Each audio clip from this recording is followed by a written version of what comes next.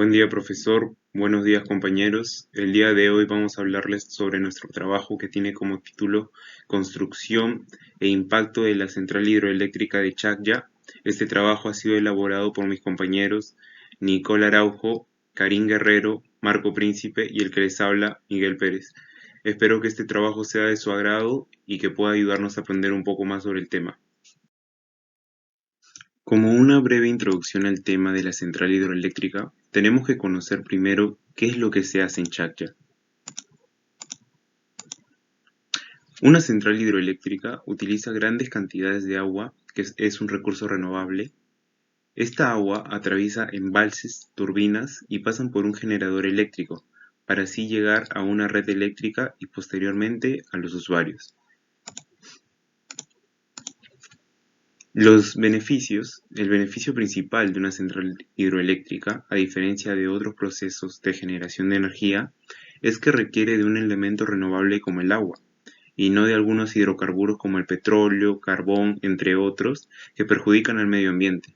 Asimismo, el agua utilizada para generar esta energía vuelve a su cauce, es decir, es apta para su posterior utilización. La ubicación de la central hidroeléctrica de Chacya. La central hidroeléctrica está ubicada en Chinchao, Chacya y Umarí, en el departamento de Huánuco, provincia Pachitea, a 1000 metros sobre el nivel del mar.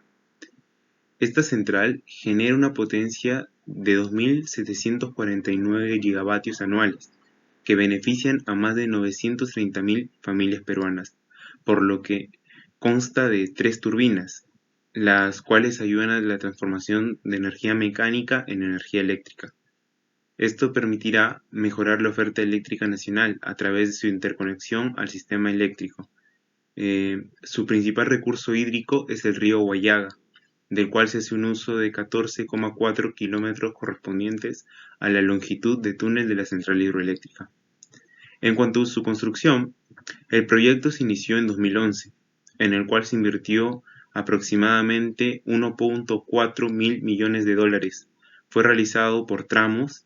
El primero está ubicado al margen del río Huallaga, el segundo por la quebrada Jaupar y el tercero se construyó uno de los puntos más importantes, que es la Casa de Máquinas, el cual se encuentra ubicado al final del túnel de aducción. El cuarto a la derecha el río Huallaga y el quinto tramo se encuentra detrás del embalse del agua. El proyecto de la central hidroeléctrica de Chacya ha sido supervisado por el Organismo de Evaluación y Fiscalización Ambiental y por el Organismo Supervisor de la Inversión en Energía y Minería para la realización de la obra, asegurando así ser distinguido con el premio Arcon a la mejor obra de infraestructura del Perú en el año 2015. A continuación, les hablaré sobre los impactos positivos de Chacya, ya que este proyecto nos ha beneficiado en diferentes ámbitos. Uno de ellos es la reducción del efecto invernadero, ya que su principal propósito de este proyecto es evitar plenamente la emisión de 842.106.25 toneladas métricas de CO2 al año aproximadamente. Esto conlleva a una notoria reducción de gases de efecto invernadero y por ende tener un ambiente limpio. En segundo lugar, Chacya contribuye de manera positiva, generando mucha oportunidad de trabajo, tanto a profesionales como a pobladores de los afuera y de los alrededores de la ciudad. Esto ocasiona que emigren de sus ciudades en busca de una mejor calidad de vida, especialmente para poder cumplir con los gastos de la casa y estudios de sus menores hijos, e incluso para la tecnología, que hoy en día es muy importante. Asimismo, permitiéndoles así tener un mejor consumo de alimentos, vestimenta y salud. Por otro lado, generalmente este proyecto brinda oportunidad en el ámbito de la construcción, contratando a más de 1.500 personas en su pico más alto, representando el 80% de mano de obra, tanto a profesionales como ingenieros y técnicos de operación, mantenimiento y personal de seguridad. En tercer lugar, este grandioso proyecto contribuye a la mejora de la electricidad, beneficiando a muchos usuarios de la población, también al sector industrial y comercial. Es muy importante señalar que la demanda de la electricidad ha aumentado en 3,8% en el 2019 y en el 2020 creció 1,8% más que en el año 2019. Por último, Este proyecto genera un incremento de los impuestos en mejora de los presupuestos de los gobiernos, por tanto, influenciará mucho en las nuevas inversiones de proyectos como Chaya. Para los impactos negativos vamos a hablar acerca de algunos problemas que conlleva la central hidroeléctrica con sus respectivas zonas aledañas. El primero de estos es la deforestación. Debido a las grandes construcciones, trabajo y enormes espacios de terrenos que se necesitan para realizar una obra de la magnitud de las centrales hidroeléctricas, es necesario que se desprendan algunos recursos naturales importantes para la naturaleza y la vida misma, como lo son los árboles. Una central hidroeléctrica, en la mayoría de casos, no está ubicada en ciudades cosmopolitas, sino en lugares alejados de la urbe, en donde hay grandes cantidades de árboles, ríos y naturaleza. Por lo tanto, para la construcción del proyecto, en muchos países se han deforestado grandes porcentajes de bosques, lo cual significa una inestabilidad para el equilibrio del ecosistema de esa región. El segundo impacto negativo es la pérdida de biodiversidad. Este apartado está estrechamente relacionado al primer punto y a la cadena alimenticia, ya que al haber un desequilibrio en cuanto a la cantidad de vegetación, entonces se pierden algunos tipos de plantas de esos lugares. A su vez, algunos animales que son la base de la pirámide del ecosistema, ejemplo, los peces e insectos, pierden sus principales alimentos y posteriormente los animales en la cima de la pirámide también se perjudican porque no pueden alimentarse de estos. Por lo tanto, se produce una pérdida de fauna y de vegetación, lo cual tiene repercusiones económicas, sociales y ambientales en las zonas aledañas a la central hidroeléctrica. El tercero es el costo de remoción de una central hidroeléctrica. Después de unos 30 o 50 años del funcionamiento de una central, surgen situaciones como reducción del caudal u otros problemas del medio ambiente que impiden la continuación de la central. El costo de la remoción de una central hidroeléctrica es muy alto. Si las empresas conocen el monto de ejecución y su posterior remoción, muchas de esas centrales no pasarían de ser una idea para generar electricidad. El último serían las comunidades aledañas. En muchos países la energía generada por las centrales hidroeléctricas termina siendo utilizada por las empresas siderúrgicas y mineras. No llegan necesariamente a las comunidades vecinas de las obras, por lo tanto se interrumpe la tranquilidad de su zona y las personas no reciben un beneficio de estas actividades. Buenos días con todos, profesor y compañeros. En esta parte le voy a explicar sobre las fuentes de energía. Según el tipo de combustible que se usa para obtener electricidad, nosotros tenemos dos tipos de energía, la renovable y no renovable, como vemos aquí. La energía renovable es conocida también como energía limpia. Unos ejemplos de la energía renovable es la energía solar, que es a base del sol, la energía eólica a base del viento y la energía hidráulica del agua. La energía no renovable es llamado también energía tradicional, porque es en donde se usa el carbón y el petróleo. Este tipo de energía acabaría agotándose, a diferencia de la energía renovable, que su mismo nombre lo dice, se puede usar y no se agota. Las principales fuentes de energía renovables en el Perú que tenemos son la energía solar, como ya les expliqué aquí, la energía eólica y la energía hidráulica. Cada central hidroeléctrica tiene un diferente tipo de potencia. Según su diferente tipo de potencia, se caracterizan tres centrales hidroeléctricas, como por ejemplo, la central hidroeléctrica de gran potencia es la que tiene más de 10 megavatios de potencia. La minicentral hidroeléctrica es donde su potencia está de 1 a 10 megavatios y la microhidroeléctrica donde su potencia es menor a un megavatio. Bueno, vemos aquí la central hidroeléctrica de Chaclla, una imagen que mis compañeros ya más adelante les van a explicar. Aquí vemos los tipos de hidroeléctricas. Tenemos la afluente, hidroeléctrica de pie de presa, el canal de riego.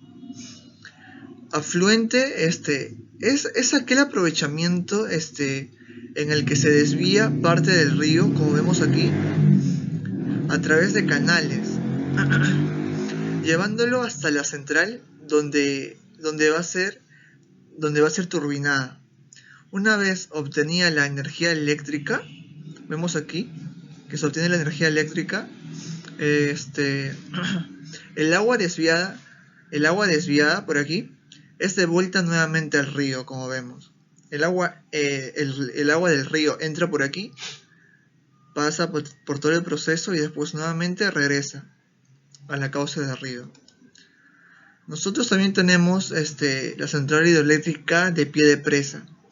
Se destaca porque a comparación de la central hidroeléctrica afluente, aquí se construye un embalse en el cauce del río y también una presa.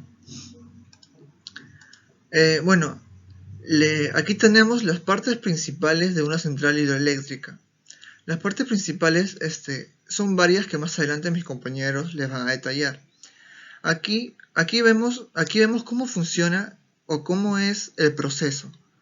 Aquí vemos que el agua del río entra por una turbina, luego por el generador eléctrico y así va hacia la torre de corriente, llevando la electricidad por diferentes lugares. Muchas gracias. Proceso del proyecto. En primer lugar tenemos la presa, como lo podemos observar en la imagen. Se construirá en el fondo del valle del río Guallaga, en un enrocado con concreto, a una altura máxima de 203 metros y 273 metros de longitud. Esta estará ubicada a una elevación de 1.199 metros sobre el nivel del mar. Asimismo, tenemos a las antaguías, que son estas. Para la construcción de la represa se construirán antaguías de agua arriba. Su altura máxima será de 64 metros y las antaguías de agua abajo tendrán una altura de 8 metros.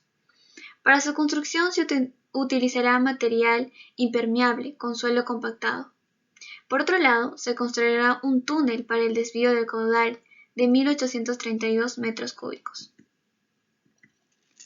El embalse. El embalse está conformado por el vaso de captación. Tendrá una superficie de 4,50 kilómetros cuadrados. Este sistema estará compuesto por una reja, con puertas, tuberías de acero, válvula de manutención de tipo mariposa y una válvula de disipadora de energía. El vertedero. Se debe diseñar 3 vertederos en el túnel. Sus longitudes serán acerca de 1.055 metros, 957 metros, 857 metros. Estos túneles son cubiertos con hormigón lanzado. Asimismo, se realizarán con puertas para el control del flujo de los caudales. Estas tendrán 11 metros de ancho y alto. Por otro lado, es importante construir una fosa con la finalidad de que los caudales no impacten directamente con el macizo del agua.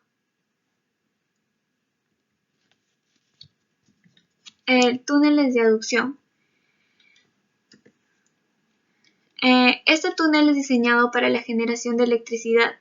Este será excavado mediante procesos de perforación y voladura. La extensión del túnel es de 15.625 metros aproximadamente. Es construido a base de concreto lanzado. Dentro de ello tenemos las ventanas de acceso. Para ello se construirá 4 ventanas de acceso, el cual facilitará la excavación del túnel. Tubería forzada. Estas tendrán una extensión de 335 metros, con una altura de 6 metros y de 4 metros de base. Aquí se encuentra ubicada la cámara de presión. Casa de máquinas. Están estructuradas de concreto. En el interior de la casa de la máquina se instalarán 2 unidades generadoras con una potencia de 400 megawatts. También es muy importante el sistema de enfriamiento, ya que esto controlará los incendios. La casa de máquina cuenta con los siguientes niveles: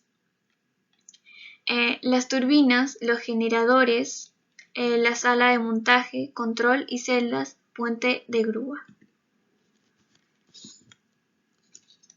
Por último, la subestación eléctrica. Está ubicada en la parte superior de la casa de máquinas. Tiene un área total de 10.230 metros cuadrados. Se instalarán paneles de protección así como el sistema de servicios auxiliares. Buenos días, profesor. Buenos días, compañeros. Yo les voy a hablar acerca de las técnicas nuevas aplicadas en la hidroeléctrica de Chaquia. Como primer método, tenemos la proyección de rutas alternas para arribar al sitio de obra. En estado actual, para llegar al túnel de desvío se planteaba realizar un acceso imitando el trazo definitivo del proyecto. Para esto se planteaba la construcción de dos túneles, uno de 918 metros y el otro de 350 metros de longitud. 4 puentes, el puente Las Palmas, puente Guayaga 1, puente Guayaga 2 y el puente Mayacután, y una alcantarilla tipo arco, la alcantarilla Jaupar. Pero por causa de demanda de tiempo se planteó la posibilidad de otra ruta. En ideas y acciones incorporadas, tenemos el uso de una trocha carrozable que se ubica en el primer tramo. Se examinó la probabilidad de utilizar una nueva trocha por su margen derecho. Para la elaboración del cruce del río se estableció un cruce provisional al nivel de Santa Rita, conformado por 12 alcantarillas. Para la construcción del acceso Santa Rita o túnel de desvío que se ubicaba en el 11º tramo, este acceso siguió como guía el trazo del camino definitivo, pero con la mitad del ancho de la plataforma. Como segundo método, tenemos el cambio en el proceso de ejecución previsto de la estructura de control. Con estado actual se debe tener culminado el túnel de desvío y la estructura de control. La estructura de control se encuentra inmersa en el túnel horizontal. El pozo vertical se encuentra anclado dentro del macizo rocoso de forma vertical. La excavación vertical se realizaría con el método de raise boring, utilizando un equipo SBM 700, debido a que las condiciones topográficas lo hacían una labor demasiado riesgosa y con demanda de tiempo. La metodología establecida en el cronograma contractural era la siguiente. Comenzar la excavación del portal de la chimenea vertical shaft a partir de la altura 1130 metros a la altura 1060 metros, por medio de un sistema de banquetas para uniformizar el talud. Y a partir de la altura 1060 metros a la altura 1006 metros, se ejecutaría la excavación correspondiente al portal de la entrada del túnel de desvío, dando inicio al desvío del río. Las ideas y acciones incorporadas. Aquí se dio la separación de la composición, donde se escogió dividir la obra en dos fases. La primera es la de la composición de control y la segunda es la de pozo vertical, donde se pospuso la segunda fase para los meses siguientes del consenso del desarrollo de la obra. El túnel de desvío. Para el eje se estableció una ventana de acceso. Al inicio la localización de la ventana estaba a 80 metros del pozo vertical, pero se optó por mover la ventana a 125 metros, ocasionando que se haga una restauración de concreto que representó la obra de una cuña de concreto ejecutable en el plano disponible. La metodología de la excavación subterránea. Para la excavación del túnel en menor tiempo se atacaron 3 frentes paralelos, uno a la salida del túnel y 2 que se iniciarían una vez que la ventana de ingreso llegara al eje del túnel. Para la excavación se usaron las siguientes actividades. El desbroce, que consiste en retirar el material orgánico en botaderos confirmados. La excavación de material común o roca fija. De consenso al sistema de banquetas ha sido primordial excavar la roca. Para eso se utilizaron taladros percutores con ayuda de perforadoras neumáticas. Sostenimiento del talud. Una vez conformada la banqueta, se empleó concreto lanzado revistiendo y sellando toda el área. En algunos casos fue necesario el empleo de mallas electrosoldadas y de pernos de anclaje. La excavación subterránea es un proceso cíclico. Los materiales utilizados para la excavación subterránea fueron barra de perforación, dinamita, emulsión, gelatina especial, cordón detonante, adaptador piloto, herramientas y utensilios.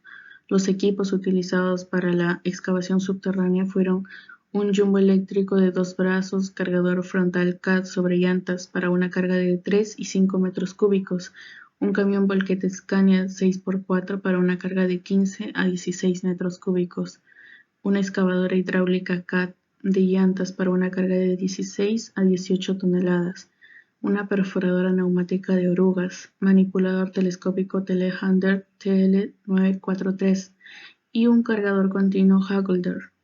Bueno, entonces nosotros continuando, ahora nosotros veremos costos y duración. Antes de eso voy a hacer un pequeño resumen para que más o menos tengan una idea de lo que fue la construcción y su inicio. De acuerdo al contrato suscrito el 27 de julio del 2011 entre el Ministerio de Energía y Minas y la empresa Odebrecht, el costo de la construcción al inicio habían quedado que iba a ser 600 millones de dólares aproximadamente, tal que Odebrecht terminaría la obra en 5 años y medio aprox. Aquí está el fin. Una vez ya iniciada la obra, dentro de un tiempo, Odebrecht aumenta 500 millones más, con la finalidad de terminar la obra antes, claro, ¿no? Y bueno, así la obra en sí de la central hidroeléctrica Chaglla lo había terminado en exactamente 4 años y 10 meses. En total se había gastado, se dice que 1.200, aunque es 1.100, pero aproximadamente se gastó 1.200 millones de dólares para la construcción de la central hidroeléctrica Chaglla. Entonces nosotros nos preguntaríamos los financiamientos de esos 1.200 millones de dólares.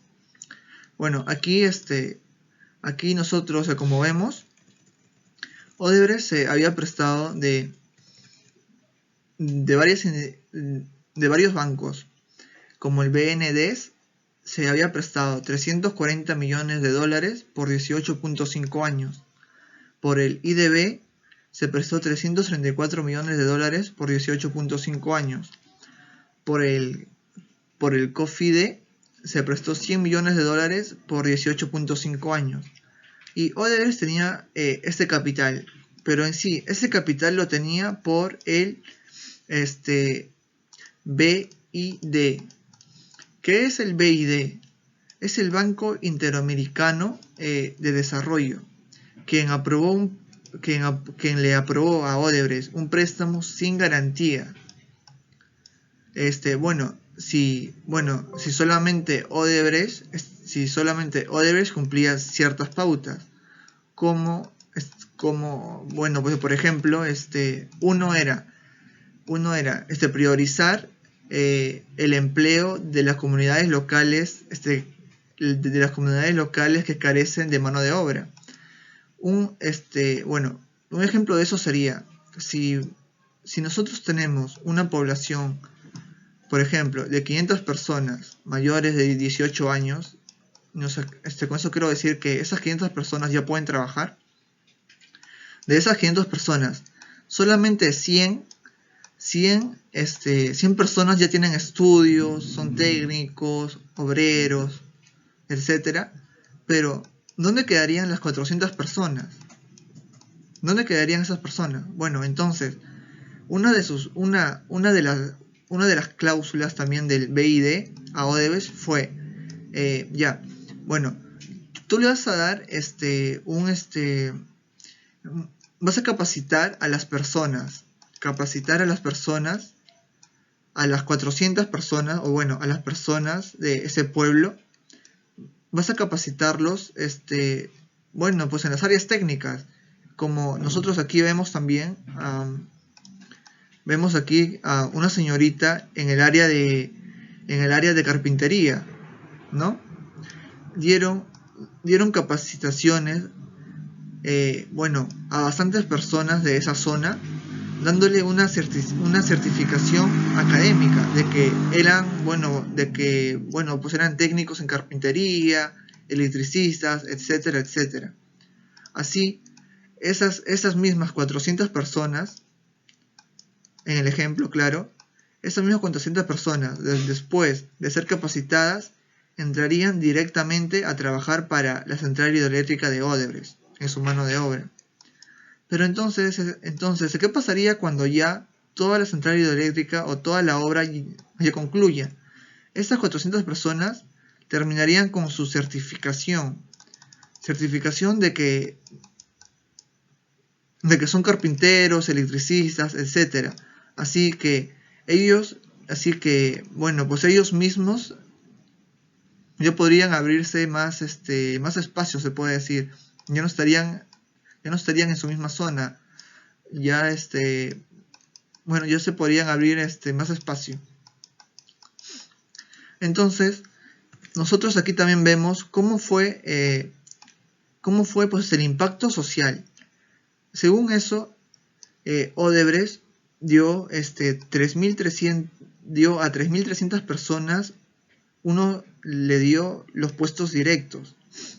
Dio también capacitación para 1.472 personas, como les había explicado, pues en el área, más o menos en el área técnica. Odebrecht había construido también nuevas vías como 31 kilómetros. Las vías servían siempre para el tránsito de su maquinaria, de sus accesorios, que venían de diferentes puertos del Perú o también del extranjero. Así, esas vías no solamente le favorecían a Odebrecht, sino también pues a las personas del pueblo, ya que esas personas de lo que cultivaban ya lo podían llevar por más lugares, así generaban más ganancias, ¿no? Más ganancias, así también podían buscar más trabajo por diferentes lugares, etcétera. Nosotros aquí vemos un gráfico estadístico, aquí, según la tasa de pobreza. La tasa de pobreza, en el año 2009 estaba en 10. La tasa de pobreza se mide de 6 a 11, era extrema pobreza, y de 11 a 15 era pobreza. Aunque ellos habían pasado de 10 a 15, habían subido el 50% en 5 años. ¿Se dieron cuenta? Habían pasado de extrema pobreza a pobreza. Ya tenían por lo menos dinero para comer en el día a día, cuando antes no lo tenían.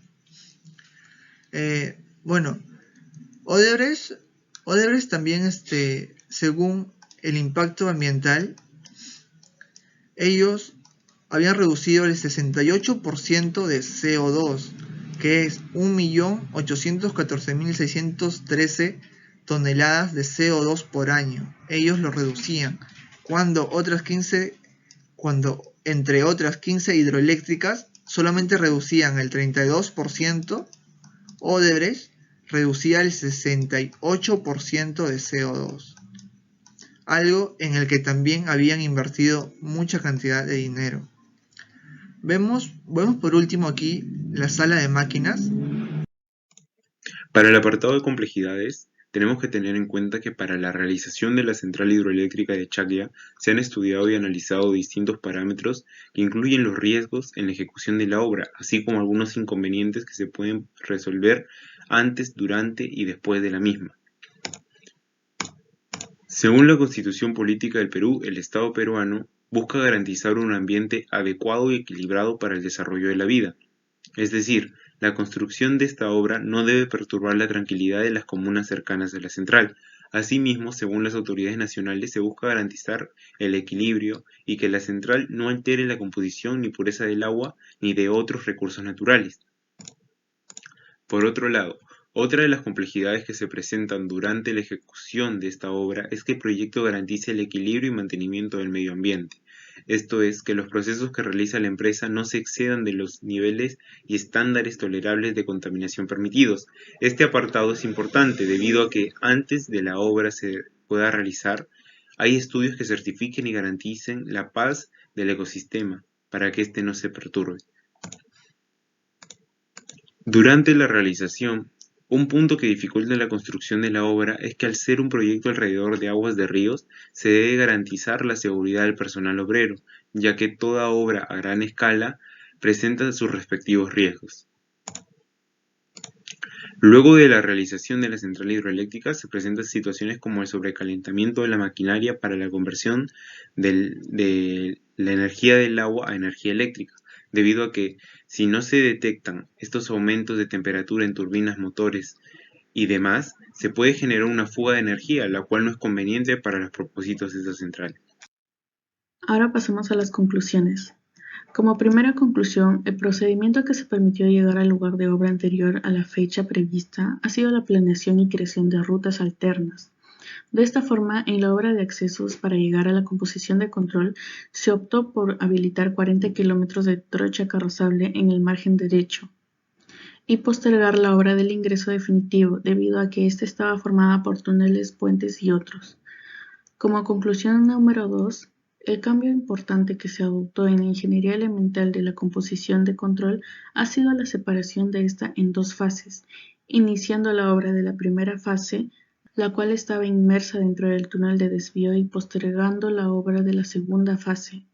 Este procedimiento se basa en la separación de una composición en las piezas que componen paralelamente otra composición, continuamente, y una vez que su eficiencia operacional y estructural no se ve afectada. Como tercera conclusión, el valor del encofrado deslizante radica primordialmente en la mejora del tiempo, basándose en las velocidades de movimiento del encofrado, debido a que estas son de manera directamente proporcional al desarrollo del área desencofrada. Por último, pasamos a las recomendaciones. Como primera recomendación, damos a elaborar un proyecto conveniente de las actividades, evaluar cuáles pueden ser sustituidas, divididas o postergadas temporalmente, con tal de optimizar el tiempo y no afectar el progreso del proyecto. Como segunda recomendación, damos a utilizar el procedimiento que más se adecue al caso que existe, debido a que la eficiencia de cada procedimiento radica en saber en qué espacio e instante debería ser aplicado, dando como consecuencia la buena implementación de sus recursos. Y como tercera y última recomendación, hacer una estrategia de vaciado, una curva cuota por volumen, con el propósito de que la planta abastezca la demanda de la obra, para que no haya exceso ni déficit concreto. Esto vendría a ser todo por el grupo 4 de Introducción a la Ingeniería Civil. Gracias profesor, gracias compañeros por la atención y que tengan un buen día.